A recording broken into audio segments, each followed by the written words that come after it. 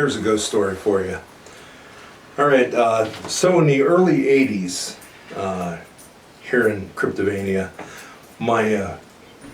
there was these two juvenile delinquents. And how do I know these juvenile delinquents?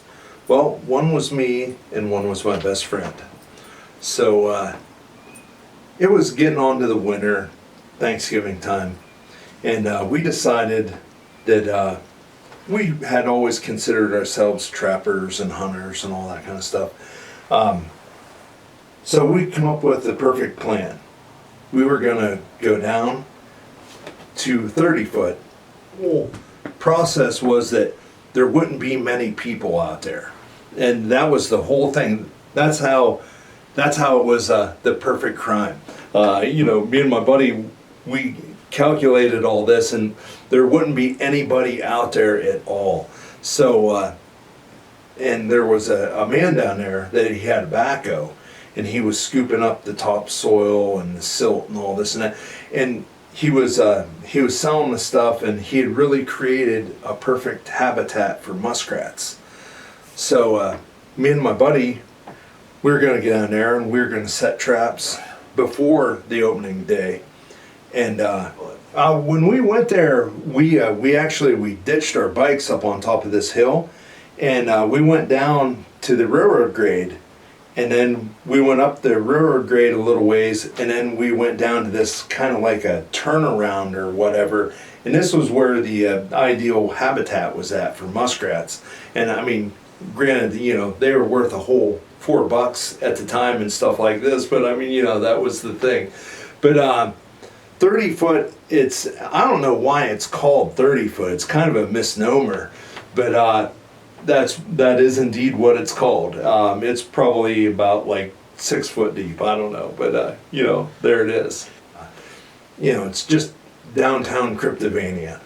So we'd gone in there the day before season started, and we'd gone in and we'd set our traps in there, and the plan was we're gonna come back that night and check the traps and grab the booty and set them again, and then come back the next day. So we'd get the double whammy before anybody knew the wiser of it.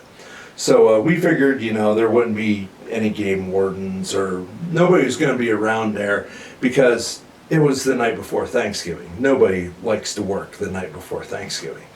So that was the plan. So we get down there, and there's no activity there. We haven't caught anything, and we think this was kind of a dumb idea, but whatever. It's 11 o'clock. We're there. There you go. So we're getting out of there, and we come out on the railroad grade, and we're walking southbound on the railroad grade, and we're trying to do this very, cautiously and stuff like this and that. We don't want spying eyes to see us and stuff. So we get up there, and all of a sudden we see like these footprints. And I mean, there's footprints up and down and in the swamp, and there's just it looks like we're followed by an army, and it just didn't make any sense. But we figured, it must have been our buddies. Who else would be out at 11 o'clock on the night before Thanksgiving? It's all pretty weird. But so we're following the tracks and like this and that. And so we're going southbound, and I'm going like this, and we're following the tracks, and all of a sudden I come to this guy. And this guy is standing on the edge of the railroad grade. And he's not even facing, like he's facing into the woods sort of, and partway on the grade, and it was just so weird. Like, what is this guy doing out here at 11 o'clock, snowing? And he doesn't have a lantern. He doesn't have a light. He's alone. I mean, it's in the middle of nowhere. I mean, it's whatever. And like, So I come up to this guy and I'm like, oh, jeez. And like, we were always thinking back then, and I look at this guy and I go up him and like, he had like boots on, which are like leather boots. And then he had like these breeches on, like homemade breeches. And I was going up and then he had an overcoat on. And I look at this guy and he was real tough looking, like he had the wiry beard and all this kind of stuff. And he looked like a guy that was in shape, and he was like an oil boom era kind of a guy, like if you know what that is. And he had like a wiry beard, and he looked like the Marlboro Man. He absolutely looked like the Marlboro Man. He was so rough and tough looking and this and that. And, I was like, oh my gosh, I thought me and my buddy, I thought we were in big trouble, and so I looked at him and I was like, oh, excuse me, I'm not trespassing, am I? And he looked at us and he just said nothing. And I said, we're not trespassing, are we? I was like, we're just scouting around, like we're gonna set some traps here. Once season comes in, we already had traps out, but we were like, yeah, we're just gonna set some traps here, that's all right, isn't it? Are we trespassing or anything? And he just looks at me, and he didn't even look at me, he looked into the woods like he always had the whole time, and he says, nope. And I was like, okay. Well, me and my buddy, we're about as wide as we were tall at that point in time. But we took like 3 good steps forward, and then he and I, we just took off running, man. We just, as fast as we could go, we went down the railroad grade, and we went up the hill, and we went and we got our bikes, and we went on our bikes, and we trolled around every place that like somebody would have went in there, and there was fresh snow, and there was nothing to say that he went into any place. Like he just kind of appeared, and there was the only thing that made any sense was that it was a ghost. And me and my buddy like we screwed around about it all the time. We were like, oh, we saw the ghost, or we saw this or that, and that was all well and good until 10 years, 15 years later.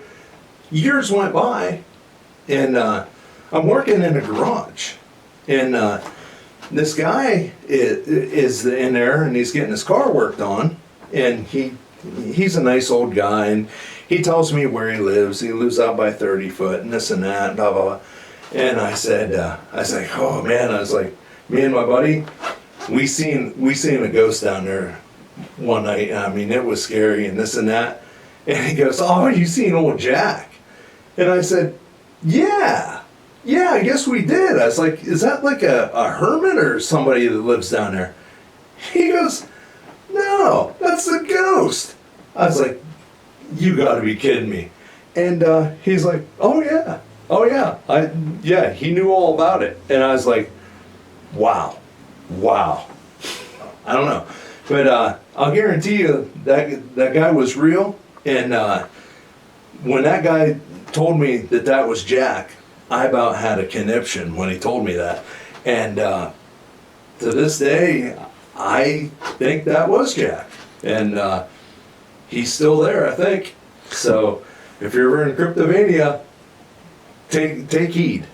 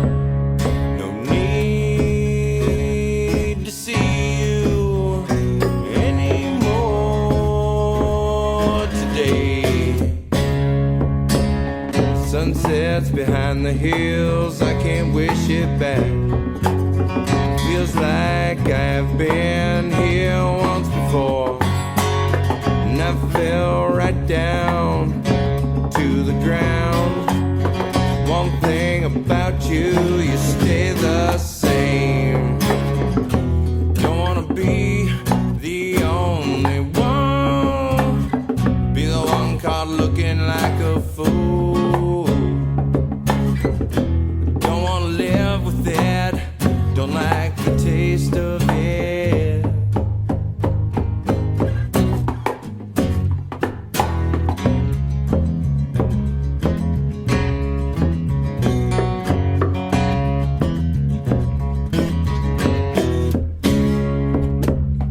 Packed up all my shit and headed out the door.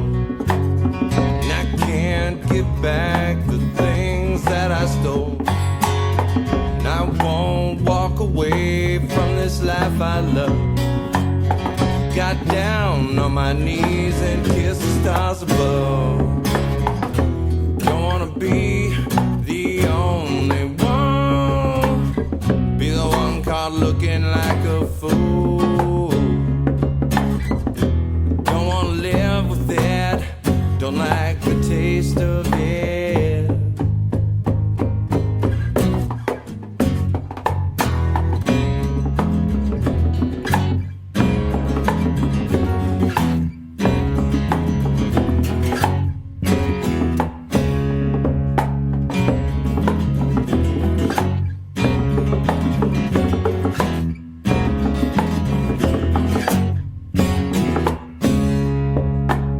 Place bets and take the pills, tell me what I like.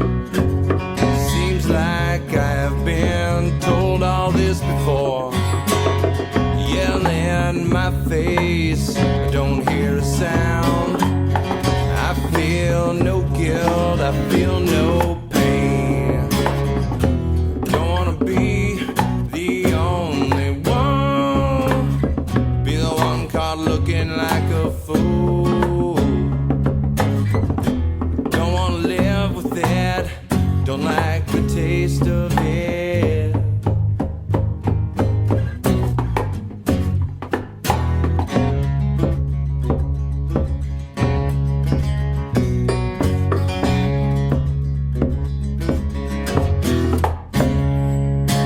I